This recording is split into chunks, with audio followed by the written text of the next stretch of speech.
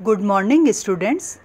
आज मैं आपको जो चैप्टर अपना चल रहा था अमेरिका का स्वतंत्रता संग्राम, उसके कंटिन्यूस में आपको अध्ययन करवा रही हूँ। इससे पहले भी हम अमेरिका के स्वतंत्रता संग्राम के कारणों के विषय में अध्ययन कर रहे थे। इस लेक्चर में भी मैं आपको स्वतंत्रता संग्राम के तात्कालिक कारणों के बारे में अध्ययन करवाने जा रही हूँ। अमेरिका का स्वतंत्रता संग्राम जो अध्ययन कर रहे हैं उसमें शुरू से ही ब्रिटेन अपने उपनिवेशों के लिए उसकी नीतियाँ बहुत ही विरोधात्मक रही थी, क्योंकि ब्रिटेन का हमेशा से ही ये मानना रहा कि उसके अमेरिकी उपनिवेशों का मुख्य उद्देश्य केवल उसी को लाभ पहुंचाना रहा है। इसके लिए इंग्लैंड की सरकार ने अपने वाणिज्यवादी हितों की सुरक्षा के लिए अमेरिकी उपनिवेशों के लिए कुछ ऐसे अधिनियम पारित करे जिनसे अमेरिका वासियों को आर्थिक असंतोष उत्पन्न हुआ। ऐसे अधिनियम इस प्रकार है। इसमें सर्वप्रथम हम नौसंचालन कानून को देखते हैं तो 1660 से पूर्व भी नौसंचालन संबंधित कानून ब्रिटिश सरकार के द्वारा पारित किया गया था।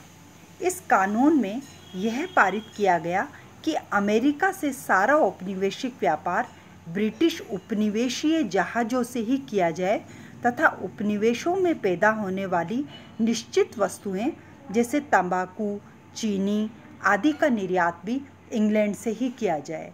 यानी एक तरह से उपनिवेशों को इस टाइप से प्रतिबंध कर दिया गया कि जो भी नौ संचालन संबंधी गतिविधियां हो वो केवल इंग्लैंड से ही की जाए। इसी कड़ी में हम स्टेपल अधिनियम लेते हैं जो 1663 ईस्वी में पारित किया गया था। इस अधिनियम के अनुसार ब्रिटिश उपनिवेशों पर इंग्लैंड के अलावा अन्य देशों से भी प्रत्यक्ष खरीद पर प्रतिबंध लगा दिया गया। 1733 में शीरा अधिनियम पारित हुआ। इस अधिनियम का उद्देश्य अमेरिकी उपनिवेशों तथा फ्रांस और स्पेन के अधिकार में वेस्ट इंडीज़ था, उसके मध्य होने वाली लाभकारी जो व्यापार चल रहा था उसको समाप्त करना था। इसके अंतर्गत विदेशी क्षेत्रों से शीरा, चीनी व स्पिरिट के आयात पर भारी प्रतिबंध लगा दिया गया ताकि उपनिवेशीय वस्तुएं केवल ब्रिटिश व्यापारियों से ही खरीदें।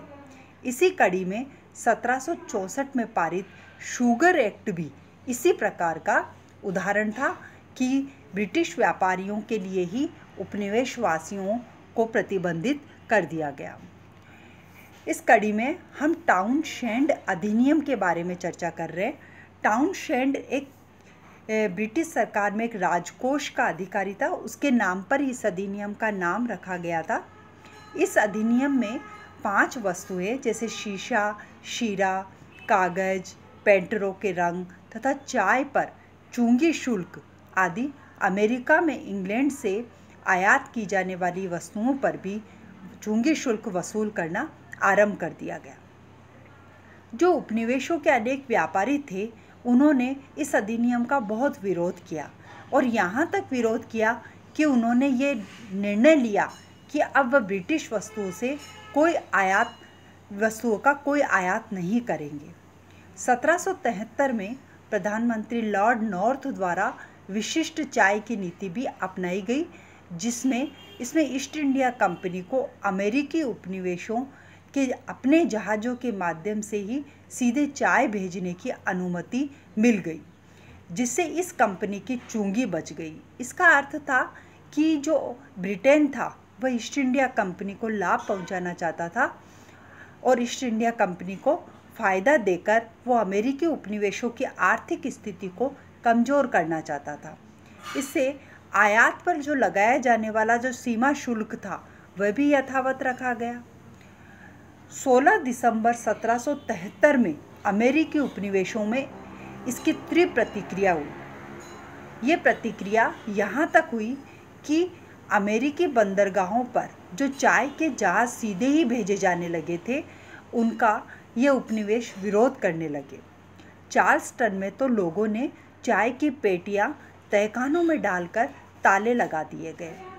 न्यूयॉर्क और फिलाडेल्फिया में तो चाय उन्हीं जहाज़ों में वापस कर दी गई जहां से वह लाई गई थी। बोस्टन में तो माहौल विशेष गर्म था।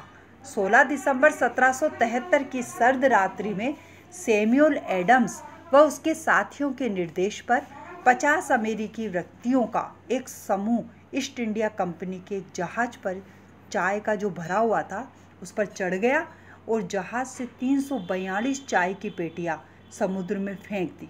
इस घटना को बोस्टन टी पार्टी कहा जाता है। स्टूडेंट्स, बोस्टन टी पार्टी के बारे में मैंने आपको एक लिंक YouTube पर प्रसारित किया है और इस YouTube पर आप ये लिंक देखिए। इसमें बोस्टन टी पार्टी का एक लाइव आपको दिखाया जाएगा कि ये घटना किस प्रकार हुई। इस घटना से प्रभावित होकर ब्रिटिश सरकार ने इन उपनिवेशों पर कड़े प्रतिबंध लगा दिए गए, जो इस प्रकार थे। पहला था कि जो उपनिवेश थे वहाँ पर यह प्रतिबंध लगा दिया गया, व्यापारिक प्रतिबंध लगा दिया गया कि बोस्टन बंदरगाह उनके लिए जब तक बंद कर दिया जाएगा जब तक वो चाय की क्षतिपूर्ति ब्रिटेन को नहीं देंगे। दूसरी तरफ मैसाचुसेट्स की शासन व्यवस्था में ब्रिटिश प्रतिनिधियों की संख्या बढ़ा दी गई। अब जो सरकारी अधिकारी जिन पर हत्या का अभियोग था उनके मुकदमों की कार्रवाई भी इंग्लैंड के उपनिवेशों में ही की जाएगी। दूसरी तरफ ये व्यवस्था भी की गई कि ब्रिटिश सैनिकों को अब उपनिवेशों के लोगों के घर में भी रखा जा सकता है। इस प्रकार एक तरह से पूरा नियंत्रण यहाँ कायम कर दिया गया। ब्रिटिश सरकार के उपयुक्त जो अधिनियम थे उपनिवेशों में इसके विरुद्ध बहुत असंतोष व्याप्त हो गया। इसके विरोध में उपनिवेशों ने पत्र पत्रिकाओं सभाओं द्वारा एक वातावरण तैयार किया गया। वर्जीनिया में अमेरिका के संयुक्त हितों पर विचार करने के लिए अंतर प्रांतीय कांग्रेस बुलाने का प्रस्ताव पारित किया गया। इस प्रकार की कई कांग्रेस भी हुई। प्रथम महाद्वीपीय कांग्रेस हुई, द्वितीय महाद्वीपीय कांग्रेस हुई, जिसमें कई तरह के निर्णय लिए गए। यहाँ भी जैसे हम भारत का स्वतंत्रता संग्राम देखते हैं और उसमें दो दल बट गए थे, उग्रवादी और उदारवादी। इसी प्रकार अमेरिका में भी दो दल बट गए थे, उग्रवादी जिसके नेता सैमुअल एडम्स और जॉन एडम्स थे और नरमवादी जिनके नेता जॉन डिकिंस थे। विरोध की परिणति अप्रैल 1775 ईस्वी में कॉनकॉर्ड व लैंगिस्टन की लड़ाई के साथ हुई। जून 1775 में बंकर हिल का युद्ध हुआ और 4 जुलाई 1776 को इन सब से लड़ाई को देखकर और विरोध को देखकर ब्रिटिश सरकार को मजबूर होना पड़ा और महाद्वीपीय कांग्रेस में यह निर्णय लिया कि 13 अमेरिकी उपनिवेशों को स्वतंत्रता का घोषणा पत्र उनके लिए जारी किया गया। इस घोषणा पत्र की कुछ लाइनें मैं आपको बता रही हूँ। उसमें लिखा था कि जनता यदि सरकार बना सकती है तो उसे निरस्त भी कर सकती है। उन्हें अयोग्य सरकार को उलटने तथा बदलने तथा नई सरकार का बनाने का पूरा पूरा अधिकार है। इसी प्रकार उसमें लिखा गया था कि मनुष्य के अधिकारों में जीवन जीने की स्वतंत्रता तथा सुख की खोज का अधिकार भी शामिल है। अमेरिका का स्वतंत्रता संग्राम चलता रहा। 1777 में एक निर्णायक युद्ध हुआ जिसे सारोगोटा का युद्ध कहा जाता है, जिसका जो प्रतिनिधित्व था जॉर्ज वॉशिंगटन ने किया, जो अमेरिका का राष्ट्रपति बने थे। और जॉर्ज वॉशिंगटन ने बर्गोयन की ब्रिटिश सैनिक टुकड़ी को सारोगोटा नामक स्थान पर आत्मसमर्पण के लिए मजबूर कर दिया। अक्टूबर 1781 में अंतिम व निर्णायक युद्ध यॉर्कटाउन नामक स्थान पर हुआ।